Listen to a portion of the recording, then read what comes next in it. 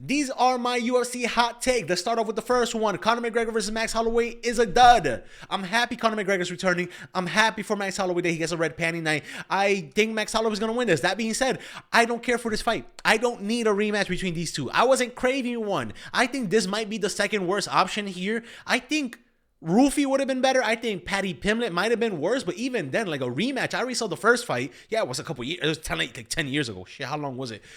It was a long time ago, but that fight wasn't like extraordinary. It wasn't a bloodbath. It wasn't Doo Ho Choi versus Cub Swanson. It wasn't like like Israel Adesanya versus Gustafsson, Calvin Gastelum, right? It wasn't any of those. It was just a fight. It was a fight. The buildup wasn't even that great. It was like the funniest part of the buildup was like, is that Max Holloway skateboarding by? That's the funniest part of the buildup. Max Holloway is gonna get like berated, and he's gonna be like, we're going to find out October 26th. Or here, we're going to find out July 11th, guys. Yeah, believe it. This is not crazy. I would have preferred a Paddy Pimblett. Paddy Pimblett at least is going to talk shit back. At least Paddy Pimblett, I'm like, wait, Paddy Pimblett's kind of shit. But I don't know how Conor McGregor's going to come out. Maybe this is a Conor McGregor win. Why isn't it Oliveira? Charles Oliveira beat Max Holloway. Max Holloway's coming off a loss. I'm not excited if he comes off another loss or he gets a win here. This kind of layup for him, I'm going to be honest. You know, Tony Has Died. Maybe add this to my hot take. Tony Has Died said that Conor McGregor is going to out-wrestle Max Holloway. He said that with his chest, right? I respect that. That being said, no, he's not. Who is the guy who's probably going to be training more for wrestling or submission threats? Max Holloway, the guy who he got obliterated by Charles Oliveira, but he's also probably training submission threats and defense and get-ups in the camp for Charles Oliveira. Or is it Conor McGregor, the guy who's like flirting with midgets in the fucking like a bikers club meetup or something like that? I'm choosing Max Holloway. He's not gonna get out wrestled. He's gonna outstrike him, but right? I would not. Oh my god. I would have loved to see Conor McGregor versus Charles Oliveira. 38-year-old Conor McGregor versus 35-year-old Oliveira. It makes more sense. Oliveira's coming off a win. Make it pay-per-view because it's coming off the BMF belt. Great. And then that could be a number one contender. So if Ilya Topuria randomly does not want to fight Arman Tsarukyan, we have BMF belt Conor McGregor. If he comes off a win and beats Charles Oliveira. Charles Oliveira also, I mean, to be honest, the only reason I see that the UFC did not make Charles Oliveira versus Conor McGregor is because Charles Oliveira probably stunk up Max Holloway one fight or two fight. And they're scared that Charles Oliveira is going to stink up this fight. So I kind of get it. But again, Paddy Pimblett, Mauricio Rufy, we had Benoit Saint Denis. I wouldn't have liked that option, but he's a better option than Max Holloway. That's my first hot take. My second hot take, and this is a real hot take, right? And that's that. Me and my brother, when we watched this live, we had a real argument about whether Ciryl Gane meant it or not. Now, he stood on the fact with his chest out, all prideful, that yes, Ciryl Gane probably meant it. Ciryl Gane's done this all throughout his career. Ciryl Gane even pushed at the eyes with his dirty French fingers in Tom Aspinall's eyes, right? He said he did it on purpose. Me, and I'm going to stand on this. This is a hot take. He didn't do it on purpose. Why? He could be, either he didn't do it on purpose or he's the world's dumbest man. Why? He's winning that round. He has this man busted. This guy who's knocked everybody besides Arlovski randomly in the first round. This guy who throws a 1-2 and sends you across the cage. He is in front of you bleeding. He is in front of you fucking spinning around for some reason. You're winning that round. Why would you stick your dirty French fingers into his eyeballs? Why would you do that? I just don't see it. I know he's done it. Every person, back of the head shots, kick the nuts of John Jones. I poked the hell out of everybody else. But why in this case? If he really meant it, he wasn't losing. He was winning. He wasn't pressed. It was 30 seconds left. So if you needed a break, he could have had one in like 28 seconds, right? Why would he push his fingers into Tom Aspinall's eyes if he's winning that round? He's not really threatened. It has to be accident. That's the way I see it. My brother's going to say, then why did he push off? Why did he go like that? He went and pushed it up. Reflex. I just think it's that simple. I think this man is just, I guess, really dumb. I think this man is just used to cheating and getting away with it. And this is the first time he cheated and did not get away with it. Second part of this hot take, right? For a while, I didn't hate Ciryl Gane for a while, right? And then I saw him talk about it. Well, and the reason why I didn't hate him is because he said nothing. He didn't say a word to anybody. He didn't have interviews. Maybe he had them in French, but like I don't fucking care. I also don't look for interviews. I don't hate Gon. And then he had an interview about that mention and brought up the eye pokes, and he was like, it just happens, you know. What are you gonna do about it, brother? Close your fucking fist. How about you do that, man? I think the interviewer was like, have you learned? Have you prepared? Are you gonna close your fist? And Thomas was like, like, bro, what the, like, it was such a good fight. I don't hate Cyril Gahn, but that interview low-key kind of made me hate him more. I was never a hater. I didn't like him by any means, but at the same time, it was probably by accident. Let me know down below if you think it was an accident or not. Next one, UFC White House press conference, right? Josh Hockett, basically. Josh Hockett. We need Josh Hockett. I like Josh Hockett. I'm going to go further and say people are going to appreciate him in 2 or 3 years. Josh Hockett is such a fresh air. This White House press conference, Sean O'Malley, Diego Lopez, Steve Garcia got asked no questions. And you know why? It's because they're going to say the most mundane, we're going to find out October 26th type of NPC dialogue. At least we got fucking Ilya Topuria and the matchup with him and Alex Pereira versus Josh Hockett. We got fucking memes. We got interviews talking about it. We got like just interactions, anything. You know what Sean O'Malley would have said to a question? Yeah, I can't wait to knock him out. Yeah, it's gonna be fun. Diego Lopez, someone asking him a question? Yeah. I'm gonna knock him out.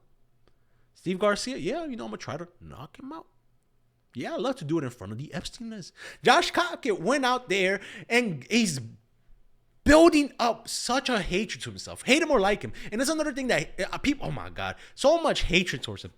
Don't get it wrong. I don't think he's funny. I don't need him to rhyme, right? But does anyone above the age of 12 in Hockett find Hockett funny at all? Dude is just desperate for anyone to notice him. And it's working.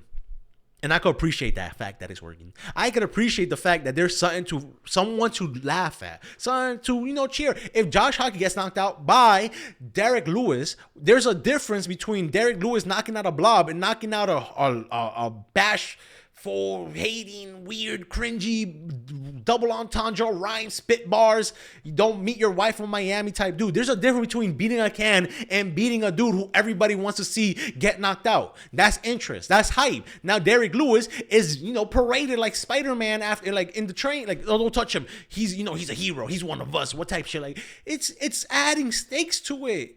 And I love my steaks. Y'all complaining that your steaks are too buttery and too fucking well cooked, not well done, rare, whatever you fucking like it. Your steaks, it's too fucking delicious. And you're complaining about it? Really? Josh Hockett is going out there and adding stakes to it. People complained about the same thing with Ilya Topuria. Ilya Topuria was trash talking Volkanovski, was trash talking Max, is trash talking Islam Makhachev, and everybody's like, oh, how disrespectful. I can't believe it. Really? This man is adding stakes. If he didn't knock out any of these people, right? Any of his last opponents, Charles Oliveira. If he didn't knock out Max Holloway or Volkanovski, people will be clowning him. That's the fucking stakes I'm talking about. If he lost, people are going to be clowning on him. But because he's winning, people love him. I love him. I need this fucking little form of pressure. That's another hot take. I like Josh Hockett. You should like Josh Hockett too. His steaks, buttery, brother. Next one. Alexander Volkanovski beats Khabib up at 155. That one might be controversial, and I'm going to lay my life on that hill because Alexander Volkanovski, since I seen this man fight Islam Makhachev and get to a real close decision where people actually thought he won against Islam Makhachev. Say whatever you want about Islam Makhachev, where he needed the IV drips. Maybe he was like, didn't make weight, or maybe he was like, whatever, right? Excuses. That being said, Islam Makhachev is pound for pound #1 right now. And he's also one of the best times. Generational talent, right? I think Islam Makhachev is better than Khabib. It has mainly been in the last part of his career. I think Khabib is great. Don't get me wrong. I think he's good. Don't get me wrong. I think he's great. I think Alexander Volkanovski beats him. To see him not get submitted by Islam Makhachev, to see him not get outstrike. Yeah, he got stunned like round 1. Real quick flash knockdown, right? But that's Alexander Volkanovski. That's a part of him. That's a bit, you know, you get it, right? That's Alexander Volkanovski. Islam Makhachev always had better striking than Khabib. Khabib always had better wrestling, better top control, better ground and pound. I wouldn't even say better submissions or stuff like that. But Islam Makhachev, I think, is a more well-rounded, more dangerous fighter than Khabib is, with the head kicks, with the better hands, with actual jabs, with knees, with judo trips that Khabib just didn't have. I could see someone like Alexander Volkanovski, who has long arms, jabs, is gonna harder to get taken down sometimes. You know, he's a little scrawny, little hamster, buff hamster. You know, it's gonna be hard to submit him. It's gonna be hard to get him a choke. It's gonna be hard to keep him grounded. He's so good that I genuinely do think, after seeing that Islam Makhachev fight, after seeing everything since then, I do not know how you do not see this guy as one of the GOATs along there with Islam Makhachev. And I think he does beat Khabib, not Hamza. Oh, I don't think he beats Hamza. That's another hot take. Next one, and my final one. Let's see what this one is. Oh, Laura Sanko is the best commentator. I hate John Jones. I hate DC. John Anik, I love him. We need him. I don't want him to leave anytime soon. That being said, even he is such a fucking nuisance on the commentary. Someone throws a body. I think it was Arnold Allen versus Milky Costa. Costa throws I forgot who it was. Basically throws a kick to the elbow, right? And John, that landed flush. No, brother. No, it landed on the elbow, man. You just trying to say shit. Why are you just trying to say shit? And DC texting, eating. This man does not know ball. He does not know game. We should not go to the fighters to be proper analysts of this. Why? Because they have biases. They also don't know the rule books that they're fighting onto. Also, DC, if he did know the previous rule book, like don't poke people in the eyes, he still cheated and still did that. But on top of that, it has evolved since then. This man has not kept up. Just watch any MMA Chase videos on it. He is horrible. And then we have Joe Rogan, the fucking worst commentator there is right now. Joe Rogan, I don't listen to commentary anymore. I keep that bitch muted. I keep that bitch silent while I have either my own thoughts, another video, or maybe just like a MMA guru commentating, because goddamn, Joe Rogan has ruined so much of it. If it's Joe Rogan and DC in the commentating booth together, they are fucking, they just believe they're in the comedy club together and just throwing win, yeah. Oh, this fight's kind of boring, bro. And it's a bloodbath. And they'll be like, oh, it's a boring fight. It's not much fight so far. I forgot when they did. It was recently. It just, oh my God. You could hear munching from DC. Fowler is forgettable. But even him, I think someone went for a fake glove touch in the beginning and they lied, and then I think they threw a kick or something, like they threw a punch. Basically they faked a glove touch, and then Felder was just emotional distress, like, you don't do that. How you gonna do that? That's so fucking rude to do that. I don't know why I did that accent for Felder, but I did it anyways. And then you have Bisping, who's just has gotten better. Him, Bisping, and the midget, the little guy, even though we're the same height, Dominic Cruz. Horrible team up, horrible individual, horrible all around. They are the most egotistical fighter, commentator personalities that we have. Dominic Cruz doesn't even barely show up ever since he got damn near blacklisted by DC and the rest of them, because he called out DC for having ghostwriters. And he got punished. Sure, why not? I don't care. And then we have Michael Bisping, who's constantly, Jesus Christ, lets his ego, if he has for one reason to get wrong, even though you're wrong sometimes, that's fine. It's right. You can't be right all the time. Michael Bisping, I think Laura Sanko corrected him or something like that. He got real pissy about it. Laura Sanko is the only one who I could kind of trust. Why? Because I feel like she has to prove herself right. And you know what? I feel it through the screen. She's not always right. Her voice, when she screams sometimes, I'm like, ugh, I don't know about that. But even then, I have the most trust on her because she's trying to prove herself. Is she a fighter? No, she's had one professional fight, I want to say. But then above that, I feel like she's really comes prepared. She really knows what's in front of her. Compare that to Michael Bisping or DC, the worst one there. And Joe Rogan has so much reasons to be hated out there. Yeah, he has the button, the Woody from Toy Story where you pulled the fucking the string and he's like, there's a snake in my boot. Joe Rogan, oh, his arm, his right hand's broken. Oh, his calf is cooked. Oh, Muay Thai cups. You know, there's everybody knows the Joe Roganisms because Joe Rogan has nothing else or new to say in the sport. This man is just mentally checked out. It could be the fucking horse medicine that he's ate or something like that. I don't know what it is, but he's mentally deteriorating. He has been for a while. And I'm gonna end it there. Josh Anik is good, but he's more of an ad reader nowadays.